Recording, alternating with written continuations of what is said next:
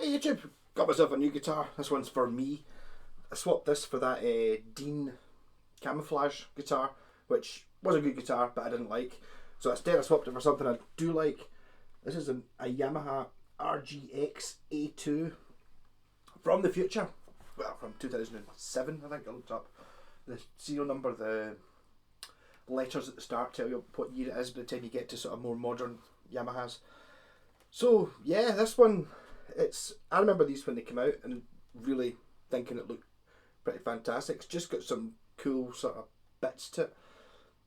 It's quite thin. It's like kind of reminds me of an Ibanez S series, actually.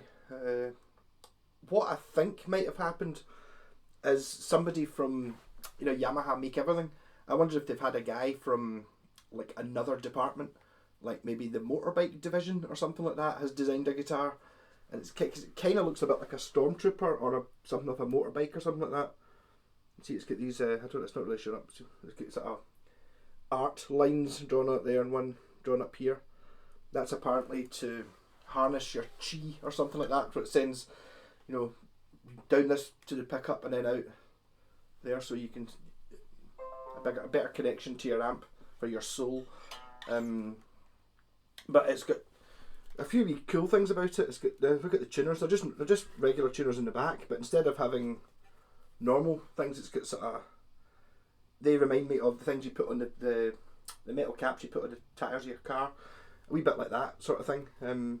Headstock is. I've actually got a bass with this headstock, an RB something, and see if you ignore the sort of dark grey bit, it's almost the Yamaha Samurai shape, which I've got on my SC400 and Doctor Who's guitar.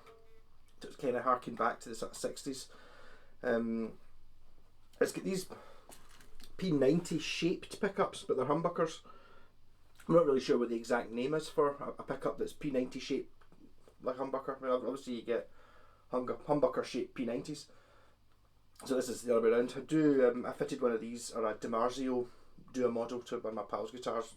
So I've seen it before. But I mean, look at that bridge.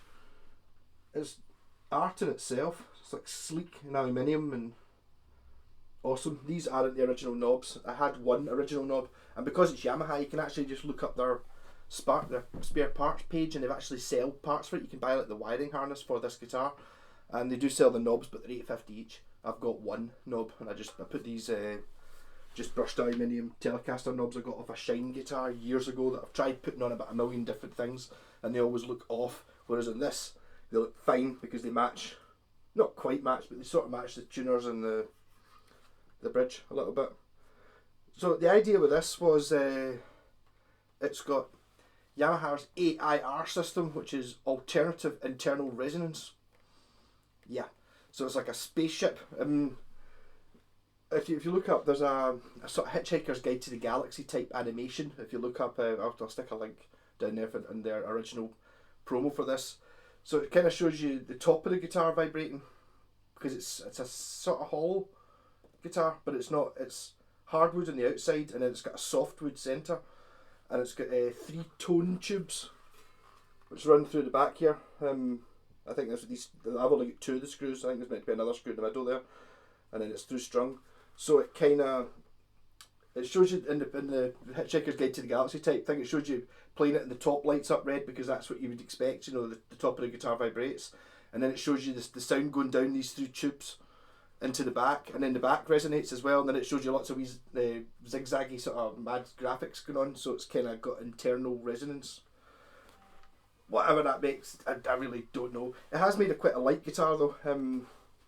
It's definitely one of the lighter guitars I've got, and I think what they were trying to do was make it lighter but still make it sound like it's big. It doesn't suffer from being light, and it's sort of got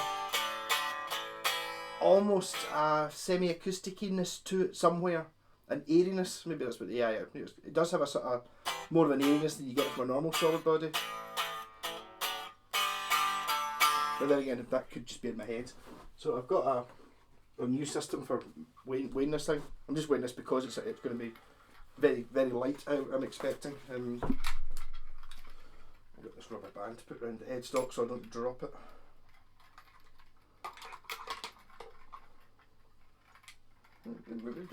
Maybe it didn't turn out to be that much quicker doing it this way, but less likely to drop it. I should use a less stretchy band. 2.77 kilograms, which is light for a guitar. That's about as light as you can get a full scale guitar, I think. Which is nice. You'll see I've not plugged it in yet. There's a reason for that. So 2 knobs, no pickup selector. That's because this is in fact a 3-position rotary pickup selector, and this is a volume control. So no tone control, and this is a classic example of sorting out a problem that shouldn't exist. The problem being here that you can't, by looking at the guitar, you can't see which pickup you're on because it's just a knob with a rotary selector. So how do you engineer your way around that? You put light, oh, you can't even see it. There, light bulbs in. So it's got a green light bulb there, and if you put it into the middle position, you get blue and green, which is blue for bridge, like that. So as my pal said, it's the most over-spec'd battery ever. That's all the battery does. Just the guitar still works completely fine without the light bulbs, but the light bulb just makes it a little bit more space age, I suppose. It's got a cool sort of grey back to it, and then no markings on the fingerboard. All in all, I think it's a fantastic looking guitar. I do like my Yamahas. I've got a few kicking about. They never seem to make anything bad. And this one, although I'm not a big Super Strat fan, because this one looks a bit spaceshipy, I like this one. It's just got enough to be different. Even though the guitar itself is not really, you know, I'm pretty sure the neck's wood. It's a normal scale, hardtail. You know, it's not really that far out. Apart from the fact it's maybe light, but it's a good solid guitar. And I really liked the Yamaha, the ERG or ERC 121. I've got it through next door. It's for sale, the one that I painted stupid, because it lacked character. This one doesn't lack character. It's got something. The truss rod is in here as well. Behind it, the truss rod cover's actually in the fretboard, which is, I suppose, a little bit different as well. Yeah, so turn it on. So these pickups, sort of P90 shaped humbuckers. You'll be able to tell whether if that light's blue I'm on the bridge pickup.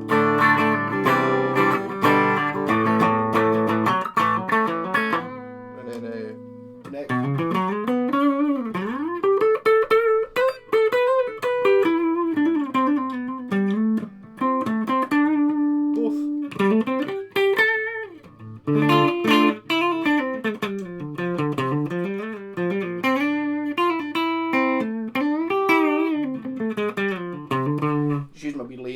Through that cabinet, no pedals on. But the pickups do have a certain P90ness to them. They're more P90-ish than most humbuckers are. They're definitely somewhere in the middle there.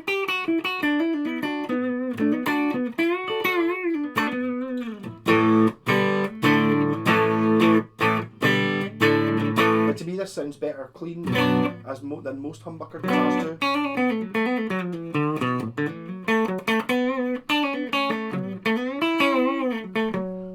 Stack in the box distortion on.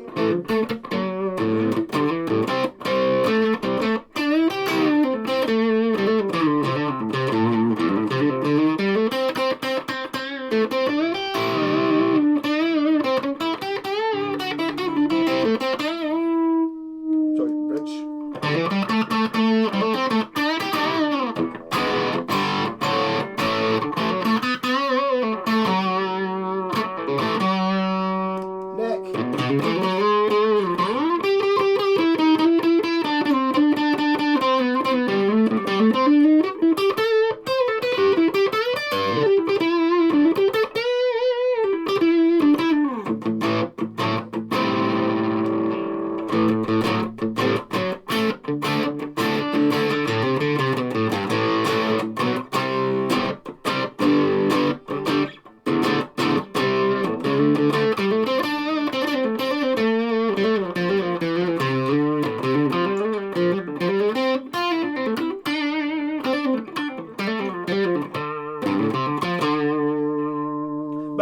is fantastic. The neck's not the super shredder, which I kind of was expecting.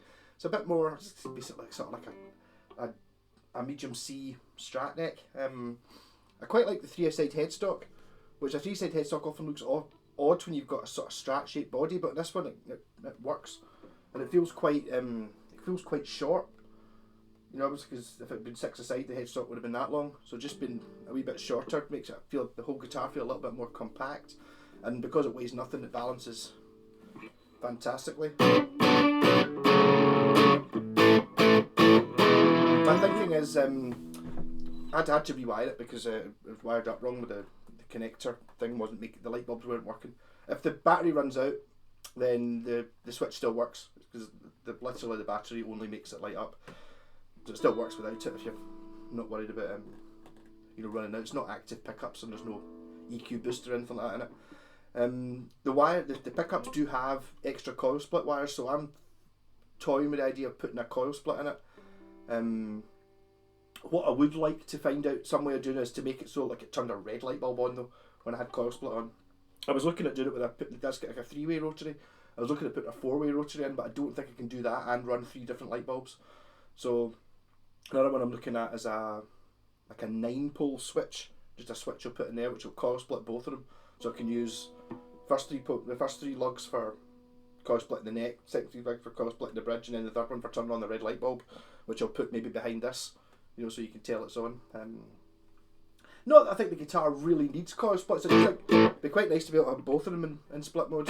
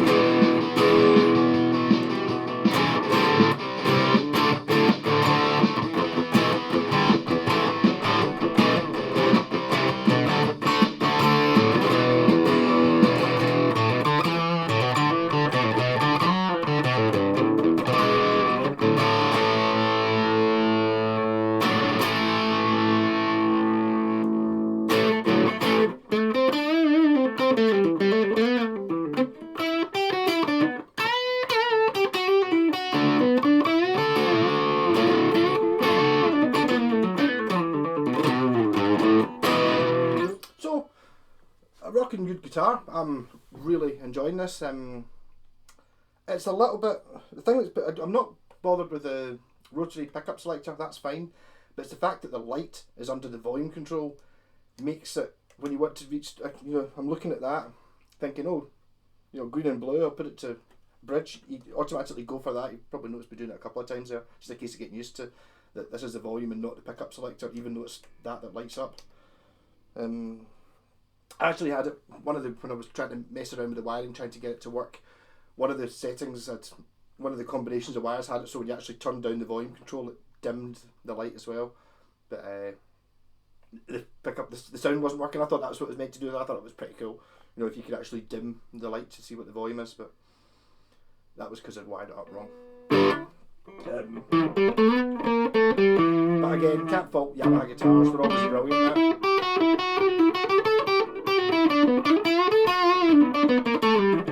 It sounds different from other guitars.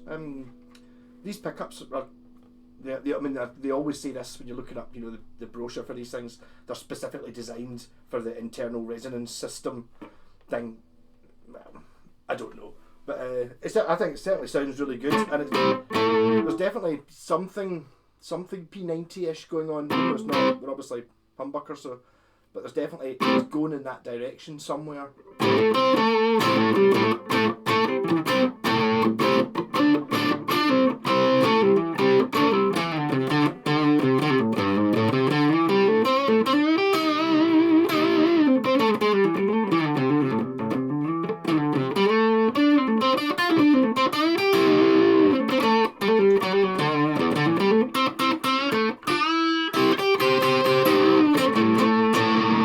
So I swapped this for the Dean ML, and the Dean might have been a better guitar, but I so much prefer this one. It's just more me. It's amazing. The guy who bought the Dean, hi Scott, lovely guy, was absolutely over the moon when it was.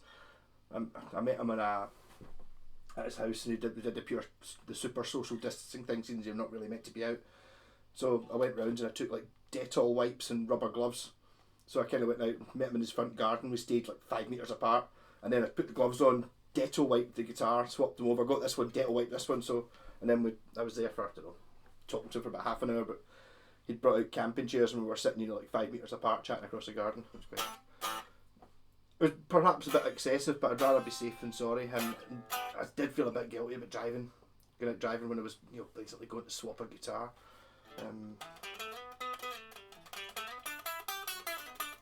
But I think this one's a keeper. I really like it. They're not that rare, I don't think. If you look them up on eBay, there's folk in Japan. The only ones that are for sale just now are in Japan, and there's folk, you know, wanting 500 quid for them. I think one of them might even be 800 quid.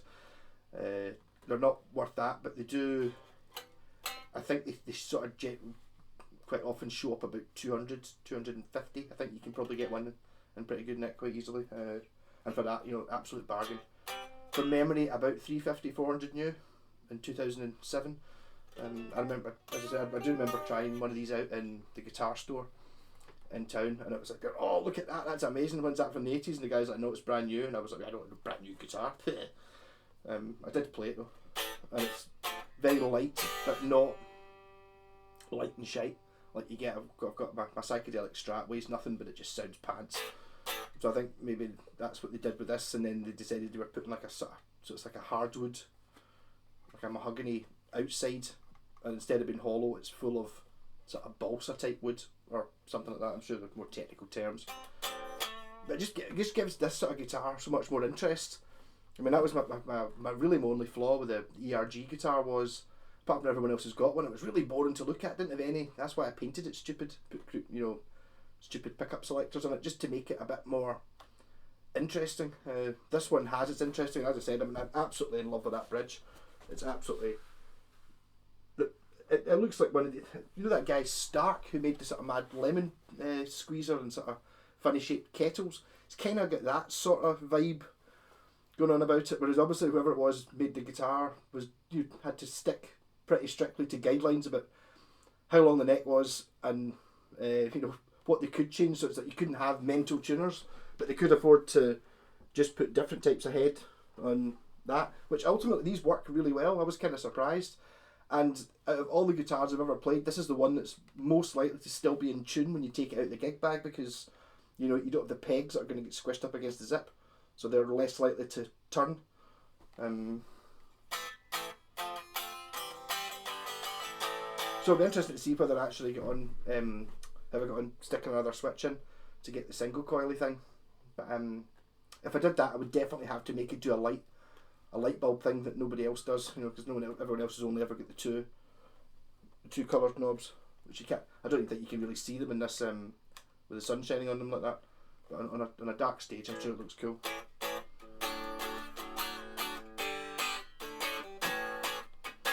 Yeah, and I've got another guitar ride this morning, so I'll be cleaning that up now. But I've just been playing this one because it's a joy, it really is. So Yamaha RGX-A2. These came in black and cherry red, neither of which look as good as the white one. The white one's just got a sort of 80s PC, not, you know, personal computer type look, like an IBM or something like that. Something going on about it. And the green light bulb just gives it some sort of, you know, I don't know, fancy kettle or toaster. You know, you can imagine there being a toaster and a kettle range that are just like the same system as this. Rock on!